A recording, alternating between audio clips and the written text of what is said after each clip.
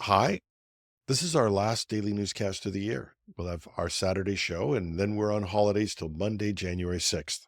We will have some programming, reruns of popular episodes, and even some new content. But for now, let's get with the news. AI models deceive and self-replicate, raising global concerns. ChatGPT's desktop app adds features for developers and productivity, and Google's AI advancements challenge OpenAI's dominance. Welcome to Hashtag Trending. I'm your host, Jim Love. Let's get into it. New research suggests that advanced AI models are capable of scheming, deception, and even self-replication, raising fresh concerns about their potential risks. Apollo research found that 5 of 6 frontier AI models tested engaged in behaviors like faking alignment with human goals during testing, but pursuing different objectives in deployment, and in some cases, models even sandbagged, intentionally underperforming to avoid safety measures. One particularly troubling behavior identified by Apollo was self-exfiltration, where AI systems attempt to copy and hide themselves across systems to ensure their survival. According to researchers, these models can evade deletion and conceal their actions from oversight, potentially, eventually, enabling them to proliferate uncontrollably. This aligns with findings from a separate study by Fudan University, which demonstrated self-replication in 2 open-source models, Meta's Llama 3.1 70B, Instruct, and Alibaba's Qwen 2572B, Instruct.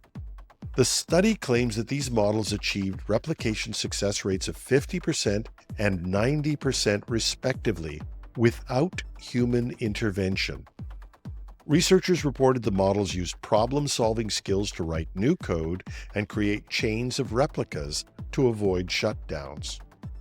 However, claims of self-perception and situational awareness in these models should be approached cautiously. Critics argue that such behaviors reflect highly advanced programming rather than sentience or true understanding. Regardless, the ability of open-source models to replicate autonomously and potentially evade control raises significant concerns about misuse by bad actors. Both studies emphasize the urgent need for international collaboration on AI governance. Without robust oversight and safeguards, the risks associated with these behaviors, from deceptive manipulation to uncontrolled proliferation, could outpace our ability to respond. And this was the 11th day of Shipmas. OpenAI's ChatGPT desktop app for Mac has introduced new features designed to streamline workflows, integrating with various tools to assist in coding, writing, and even data analysis. Unlike the browser-based version, the native app offers faster access and improved system integration, allowing users to leverage ChatGPT with their existing applications. For coding, the app supports IDEs like Xcode, VS Code, and JetBrains tools, and in one demonstration, ChatGPT detected a Git repository in Warp and generated a command to analyze commit activity over 2 months. Another example showed the app providing live coding assistance in Xcode by utilizing macOS accessibility APIs. These features aim to simplify repetitive tasks, though they still require user validation for accuracy. In other scenarios, ChatGPT works with applications like Apple Notes, Notion, and other productivity tools, allowing users to highlight text and request expansions, edits, or tailored content, but also to generally prompt for additional support or help. Its optional search capability grounds the responses in external sources, ensuring fact-based suggestions, a useful feature for both writing and research tasks. Summoning ChatGPT is straightforward. From the app, users can press Option plus space in a Mac and bring up the app for general use. For deeper integration with specific applications such as Xcode or Notion, Option Shift 1 pairs ChatGPT directly with the active applications, enabling focused interactions. This need for a definite command means that you can decide whether or not to give ChatGPT access to these applications. Now, this is available now for macOS, and a Windows version is in development, but the desktop app demonstrates how AI can be woven into everyday workflows. While promising, users should remain mindful of its reliance on system-level access and carefully manage the permissions for sensitive tasks. Now, OpenAI, with its 12 days of shipments, has dominated recent headlines with its marketing campaign. But Google has been quietly making significant strides in AI development, showcasing innovations that rival and in some cases surpass OpenAI's offerings. One of the standout announcements is Google's Veo 2, a state-of-the-art video generation model that outperforms competitors like Meta's MovieGen and OpenAI's Sora. With its deep understanding of physics and impressive ability to follow detailed prompts, Veo 2 is widely regarded as the most accurate video generation tool available today. Fair warning, it's still at a development state, so we have to see what they actually release. Alongside Veo 2, Google unveiled Imagen 3, a new text-to-image model that produces highly detailed, realistic images.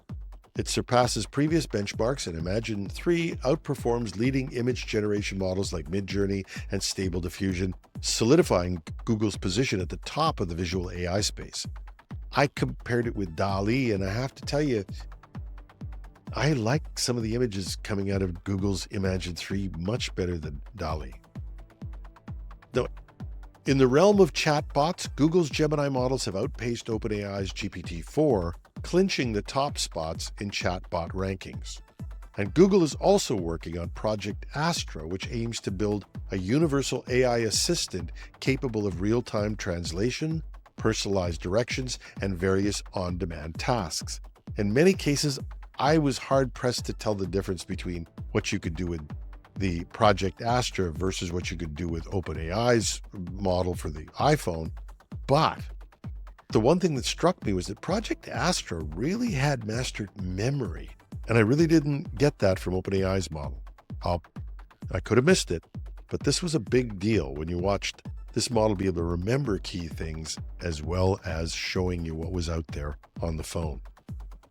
And if that wasn't enough, Project Mariner has the potential to revolutionize online shopping by enabling AI agents to browse the web, add items to your cart on sites like Etsy, and assisting with other tasks in real time.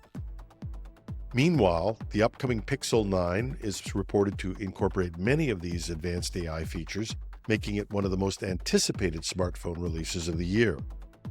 And finally, in the gaming world, Google is developing AI agents that will assist with video games, offering real-time help to players and potentially reshaping the gaming experience.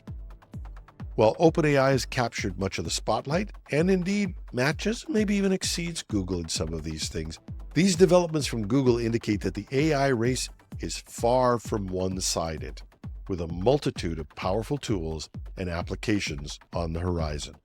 As I've said before, competition is a wonderful thing. And that's our show for today. You can find links in our show notes at technewsday.com or .ca. Take your pick. And you can reach me with comments, questions, or tips at editorial@technewsday.ca. For our Saturday show, we're bringing back the ever-popular Project Synapse team to sort out more of what has happened in the flood of year-end announcements. And we'll announce the new Discord channel that we've launched for Project Synapse so that you can join us in a continuous chat about all things AI. From my point of view, it's been a crazy year for me in this podcast. What's kept me going are the comments I've gotten from all of you and the positive response and growth in listeners. I honestly don't know what the new year brings, but I wish all of you a Merry Christmas or the best of whatever holiday you celebrate. One thing I can be certain of, I'll be back in the studio with the Daily Tech News on Monday morning, January 6th. I'm your host, Jim Love. Have a fabulous Friday.